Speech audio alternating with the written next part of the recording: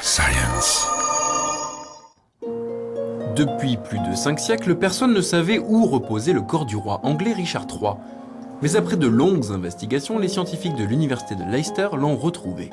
Ce squelette, exhumé en août 2012 sous un parking de la ville, dans les restes d'un monastère, est bien celui de Richard III.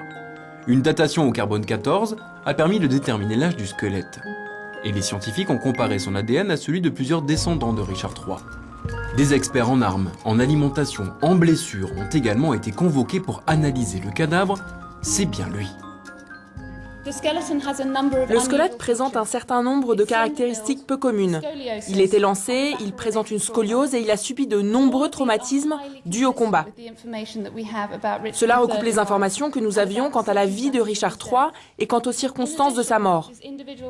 J'ajoute qu'il s'agit d'un homme d'environ 32 ans. Donc tout ceci nous porte à croire qu'il s'agit bien de Richard III. Ici, au niveau du crâne, nous pensions qu'il pouvait s'agir d'une fracture due à un coup de lame. Nous avons confirmé.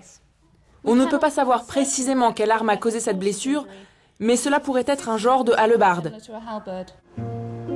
On sait que Richard III est mort au combat en 1485 lors de la bataille de Bosworth Field, remportée par son rival Henry Tudor, le futur Henri VII.